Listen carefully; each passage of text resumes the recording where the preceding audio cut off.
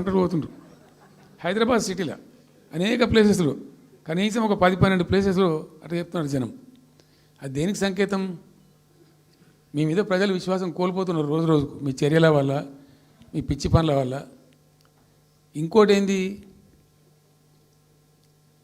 మీరు చేసే చర్యలు ఎట్లున్నాయి? మొత్తం రియల్ ఎస్టేట్ బ్రోకర్ దందానేనా? ఫార్మాసిటీ ఎందుకు వచ్చిందండి? ఫార్మాసిటీ మాకు మా ప్రభుత్వం ఎందుకు వచ్చింది pharma city? Why do we bring pharma city at all? అనుకోకుండా కొన్ని ప్రాంతాలకు, కొన్ని రాష్ట్రాలకు కొన్ని సందర్భాలు కలిసి వస్తాయి. భారత ప్రభుత్వం ఆనాడు ఉన్నటువంటి నెహ్రూ గారి ప్రభుత్వంలో ఈ ఫిలకు వ్యాధి, కలరా వ్యాధి వ్యాపించి ప్రజలు ఇబ్బడిముబ్బడిగా చచ్చిపోయేది. ఎట్లా అంటే దీనికి ప్రాపర్ మెడికేర్ లేదు, ఎక్కడికక్కడ లోకలైజ్డ్ ప్రొడక్షన్స్ ఉండాలని చెప్పి ఐడిపిఎల్స్ అని పెట్టిండ్రు. కొన్ని కీలక రాష్ట్రాలలో పెట్టిండ్రు. అందులో మన అదృష్టంకు ఆ టైంలో హైదరాబాద్ కూడా ఐడిపిఎల్ వచ్చింది. ఐడిపిఎల్ యొక్క పుణ్యమా అని దాంట్లో నుంచి కొంతమంది నేర్చుకొని బయటకు వచ్చి, డాక్టర్ అంజిరెడ్డి కూడా ఐడిపిఎల్ ఎంప్లాయ్, బయటకు వచ్చి వాళ్ళు స్వయంగా పెట్టి చాలా విస్తరించారు. చాలా అంటే చాలా విస్తరించారు. ఆయన దగ్గర, అంజిరెడ్డి దగ్గర పనిచేసిన కూడా బయటకు వచ్చి వాళ్ళు పెట్టుకొని వాళ్ళు విస్తరించారు. ఇట్లా ఏమైపోయింది? Hyderabad has become a medical hub, pharma hub. ఒక ఆయన వచ్చి నాకు డబ్బులు బాగున్నాయి కాబట్టి నేను 10,000 కోట్లు పెట్టి పరిశ్రమ పెడతాను, నడవది ఎడబడతా అంటే పెడతా అంటే దానికి ఎక్కువ కావాలి. అంటే ఆ ఎంప్లాయీస్, ఆ టెక్నీషియన్స్, ఆ కథా కార్ఖానా ఎక్కడైతే ఉంటుందో అక్కడ సక్సెస్ అవుతుంది. అది అట్లా ఏమైంది? ఫార్మా యొక్క ఎక్కువ బిల్డ్ అయింది హైదరాబాద్లో. ఫార్మా యొక్క ఎక్కువ బిల్డ్ అయిన ద్వారా చాలా ఇబ్బడి ముగ్గడిగా కంపెనీలు వచ్చినాయి ఇక్కడ. అసలు 1/3 వరల్డ్కు మన జినోమ్ వ్యాలీ నుంచే వ్యాక్సిన్ సప్లై అవుతుంది. ఇలా 1/3 of the world Hyderabad genome valley నుంచే వ్యాక్సిన్ సప్లై అవుతుంది. అట్లా ఎప్పుడో ఉన్న బయాలజికల్ ఈవెంట్స్ ఆ రాజుగారు స్థాపించారు ఆ కాలం 104 సంవత్సరాల క్రితం నిజాం పీరియడ్లో. అట్లాంటి కంపెనీలు వస్తూ వస్తూ వస్తూ వస్తూ వస్తూ Hyderabad has become a best destination for pharma. అయితే ఏమవుతుంది? ఆ రసాయనిక వ్యర్థాలు ఏవైతే ఉంటాయో అవి కొద్ది కారకాలు ఉంటాయి, ఇబ్బందులు కలిగిస్తాయి. మన హుస్సేన్ సాగరే కాలుష్యమయమైపోయి గబ్బు వాసన వచ్చే పరిస్థితి ఉండేది, మనం అందరం కూడా చూసినాం. సో దీని నుంచి ఈ హైదరాబాద్ బయటపడాలి. ఫార్మా వదులుకుందామా? వదులుకోవద్దు. మరి ఏం చేయాలా? ఒక 4 టీములు తింపిందండి నేను ప్రపంచవ్యాప్తంగా. ఐఏఎస్ అధికారుల బృందాలు. శాంతికుమార్ గారు అని చెప్పి ఆమె చీఫ్ సెక్రటరీ కూడా రిటైర్ అయింది. ఆమె అప్పుడు హెల్త్ సెక్రటరీగా ఉండే కొంతకాలం. ఆమె నాయకత్వంలో పంపించాం, చాలా దేశాలకు పంపినాం. మరి తిరిగి రండి. ఇప్పుడు ఏమైంది? మందులు లేని ప్రపంచాన్ని ఊహించలేం. మందులు కావాల్సిందే. మందులు తయారు చేసే సందర్భంలో తప్పకుండా కొంత వేస్టేజ్ ఉంటుంది. ఆ వేస్టేజ్ని ఎట్లా మేనేజ్ చేయాలి అని దానికి తెలివి కావాలి. సింపుల్ ఎగ్జాంపుల్ చెప్పండి, మన ఇంట్లో కిచెన్లో కూడా డైలీ వేస్ట్ ఉంటుంది, కానీ చాలా నీట్గా పెట్టుకుంటాం మనం దాన్ని.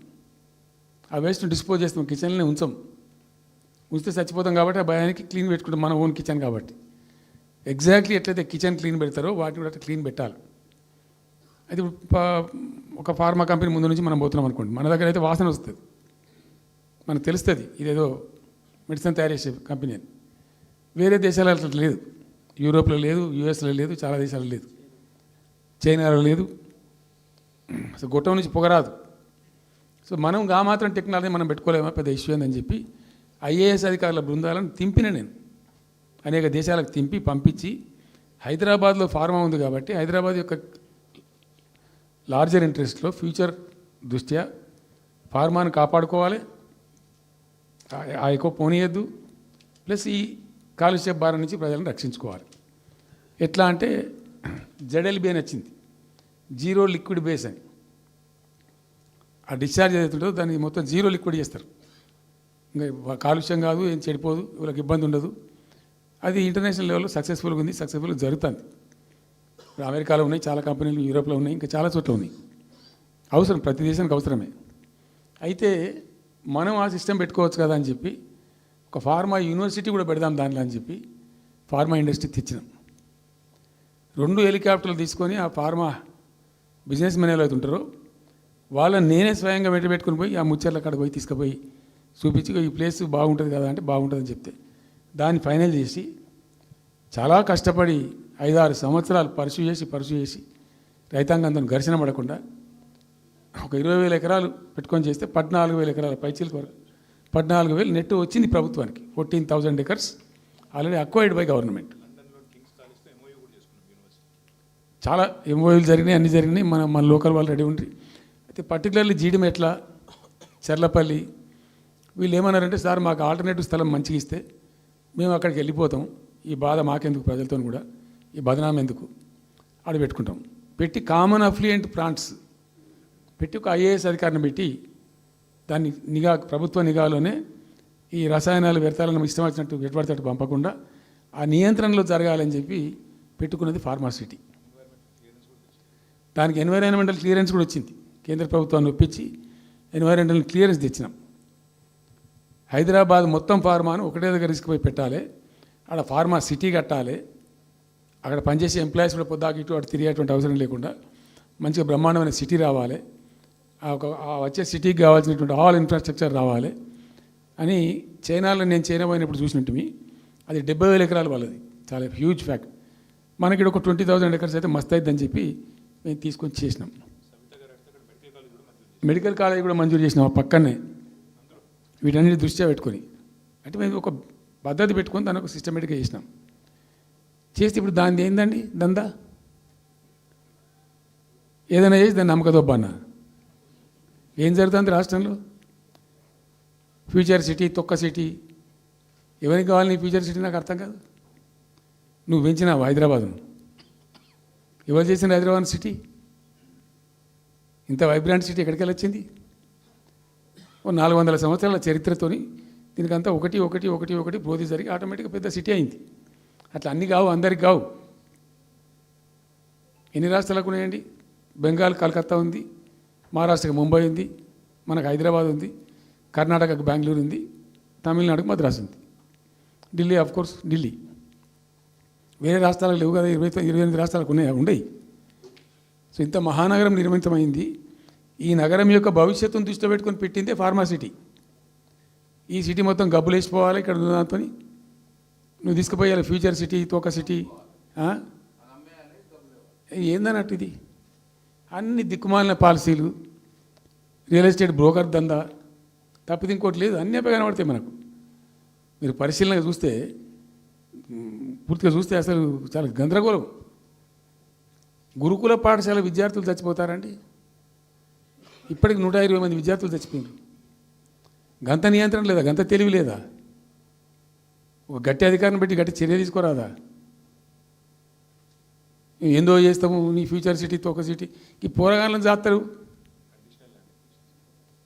తర్వాత ఫార్మా సిటీలో ఆ ల్యాండ్ అక్వైర్ చేసినప్పుడు కండిషన్ ఏంటంటే ఓన్లీ ఫార్మా సిటీకి మాత్రమే వాడతాము. Conditional land acquisition. హైకోర్టులో కేసు ఉంది. హైకోర్టులో ఈ ప్రభుత్వం ఏం చెప్తుంది? లేలే ఫార్మా సిటీ ఉంటుంది. మళ్ళీ ఆడ 3,000 ఎకరాల్లో వాడేవాడు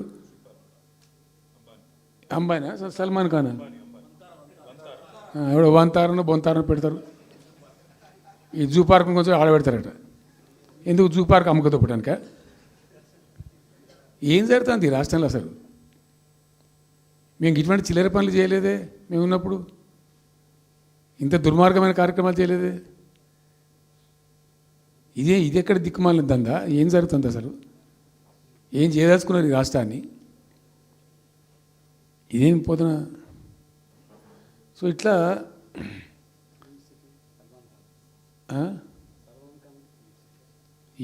అది ఏందో నేను ఒక్కటే మాట్లాడుతున్నానండి. బిజినెస్ మీట్ పెడతాం, ఎంఓయూలు చేసుకుంటాం, ఏ ప్రభుత్వం చేయాల్సిందే. అడ్డగోలు జమాబందీ దానికి లెక్కలేని కథ అంటే ఏందన్నట్టు. ఒక హైప్ క్రియేట్ చేసుడు, దీనికి ఆజుడు, దీనికి గురువు చంద్రబాబు నాయుడు. చంద్రబాబు నాయుడు చెప్పిన లెక్కల బిజినెస్